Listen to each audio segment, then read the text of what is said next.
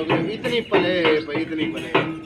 देख लो इंची का ਇਹਦਾ फर्क होंदा है अद्धी इंची का ਇਹਦਾ फर्क होंदा है वो फर्क अस मुकम्मल क्लीयर कर दिता है स्पोर्ट लाइए ये वेख सकते हो जी हुण इहनूं अच्छा भाई ये वेख लो मुकम्मल ये दी पतरी ये वेख सकते हो इस साइड दी भी हिक लाइए और इस साइड दी भी हिक लाइए ये वेख लो तुहाडे सामने ये भी लाई ये दो पट्टियां लाई हैं इस वास्ते लाई हैं कि इहनूं असां इस साइड दे अंदर निवा दिसां और इधर भी अंदर निवा दिसां दोस्तों 12 प्लेटा वाला पैनल तैयार करना है ओदा पोजीशन भी है वेख लो 6 सूतर मोटी एदी चादर है भाई और कोनी जेड़ी 5 सूतर मोटी है कोनी उस तो बाद ये पैप 4 फुट दा है 6 दा पैप है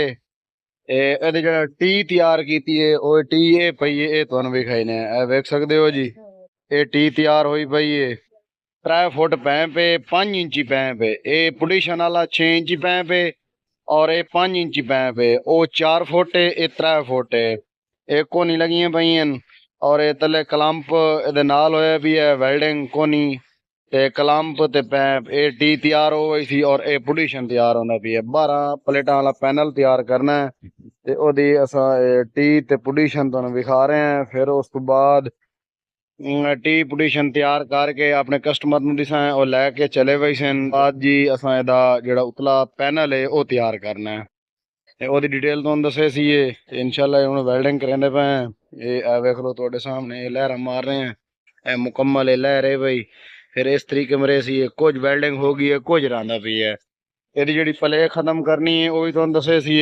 ਉੱਥੇ ਉਸ ਪੈਪ ਦੇ ਵਿੱਚ ਪਲੇ ਖਤਮ ਕਰਨੇ ਆ ਜਾਂ ਭਾਈ ਤਿਆਰ ਕਰਵਾਉਣਾ ਉਹ ਆਰਡਰ ਦੇ ਕੇ ਤਿਆਰ ਕਰਵਾ ਸਕਦਾ ਹੈ ਮਿਸਤਰੀ ਅਲੀ ਹਸਨ ਤਿਆਰ ਕਰ ਰਿਹਾ ਹੈ ਬਾਕੀ ਵੀ ਅਲਹਮਦੁਲਿਲਾ ਇਹ ਟਰਾਲੀ ਦਾ ਕੰਮ ਵੀ ਹੋ ਰਿਹਾ ਹੈ ਇਹ ਵੇਖ ਸਕਦੇ ਹੋ ਜੀ ਮੁਕੰਮਲ ਤੁਹਾਨੂੰ ਅਸਾਂ व्यू चेक करा सकने हैं वेख लो जी ये काम कर रहे हैं वीडियो दे नाल रहना वीडियो नूं लाइक कर देना पहले पसंद पिया से ਅਸੀਂ भाई 12 प्लेटां वाला पैनल तैयार करना है ये ओदा पोजीशन है और इस साइड तो ये टी पई है देख सकते हो ਇਹਨਾਂ ਨੂੰ ਅਸਾਂ ਮੁਕੰਮਲ ਵੈਲਡਿੰਗ ਕਰ ਲਿਆ ਹੁਣ ਤੁਹਾਨੂੰ ਅਸਾਂ ਫਰਮਾਇਸ਼ ਦੱਸੇ ਨੇ ਵੱਧ ਕਿਹੜੀ ਦੀ ਹੈ ਪਲੇ ਖਤਮ ਕਰੇ ਨੇ ਉਹਦਾ ਫਾਇਦਾ ਦੱਸੇ ਨੇ ਇਹਦੀ ਪਲੇਟ ਲਾਈਏ 6 ਫੁੱਟ ਮੋਟੀ ਪਲੇਟ ਹੈ 20 ਬਾਈ 20 ਇੰਚ ਦੀ ਫਰਮਾਇਸ਼ ਹੈ ਇਹਦੀ और एक कोनी लाइए उस तो बाद ये जेड़ी लंबाई है और चौड़ाई है वो 8 ज़रबे 12 दी है भाई कोनी लगी पई है ਇਹਦੇ ਨਾਲ ਇਹ ਫਲੰਜ ਵੈਲਡਿੰਗ ਕੀਤਾ और उस तो बाद ਇਹ ਟੀ ਤਿਆਰ ਕੀਤੀ ਹੈ ਇਹਦੇ ਵਿੱਚ ਇੱਕ ਫਲੰਜ ਆ ਗਈ ਹੈ ਇਹ ਕੋਨੀ ਹੈ 12 ज़रबे 22 ਦੀ ਕੋਨੀ ਹੈ भाई ਉਹ ਲਾਈਏ 3 सूत्र मोटा ਇਹਦਾ ਕਲੰਪ ਲਾਇਆ 5 ਫੁੱਟ ਕਲੰਪ ਲਾਇਆ ਵੇਖ ਸਕਦੇ ਹੋ ਜੀ 5 ਫੁੱਟ 3 सूत्र मोटा 5 फुट कलंप लाया है तले नाल कोनी वेल्डिंग हो गई है मुकम्मल उस तो बाद जी असा एरी तुहानू ए जेड़ी पले है ये चेक कराइंदे पे इस पले दा ये फायदा होंदा है कि जेड़ा इस टाइम अंधेरी या तूफान आंदा है उस टाइम अगर ये पले खत्म न होई होवे तो पूरा पैनल इस तरीके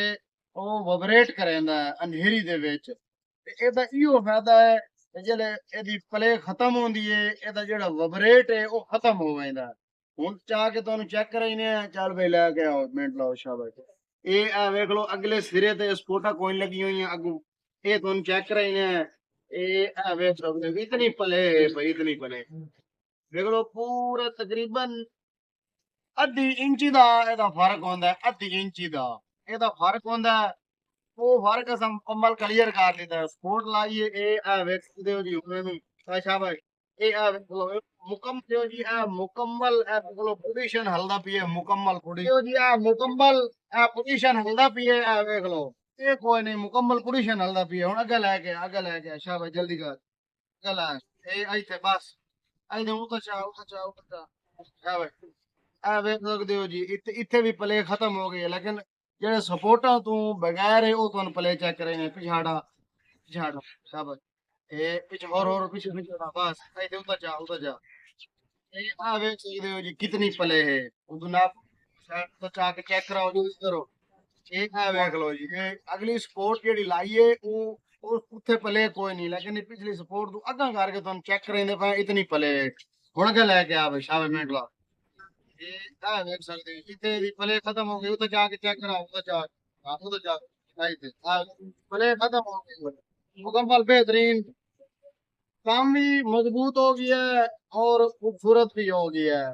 ये मिस्त्री अली हसन तैयार कर रहे हैं अड्डा फतेहपुर दे। बाकी जो भाई तैयार करवाना है पैनल ट्राली वो तैयार करके उन्होंने दिसा है इंशाल्लाह मजबूती नाल तैयार कर दिसा है। इस चीज का ਤੁਹਾਨੂੰ फायदा भी दसिया है भाई ये चीज का ये फायदा है। ਤੇ ਹੁਣ ਵੀਡੀਓ ਲਾਈਕ ਕਰ ਦੇਣੀ ਤੁਸੀਂ। ਤੋ 12 ਪਲੇਟਾਂ ਵਾਲਾ ਪੈਨਲ ਤਿਆਰ ਕੀਤਾ ਜੀ, ਇਹਦੀ ਹੁਣ ਟੀ ਪੈਂਦੇ ਪਏ ਪੋਜੀਸ਼ਨ ਦੇ ਵਿੱਚ। ਤੇ ਇੱਕ ਤੁਹਾਨੂੰ ਇਹਦਾ ਜਿਹੜਾ ਫਾਇਦਾ ਹੈ ਉਹ ਦੱਸਦੇ ਪਏ, ਇਹ ਵੇਖ ਸਕਦੇ ਹੋ ਜੀ। ਇਹ ਟੀ ਪਾ ਕੇ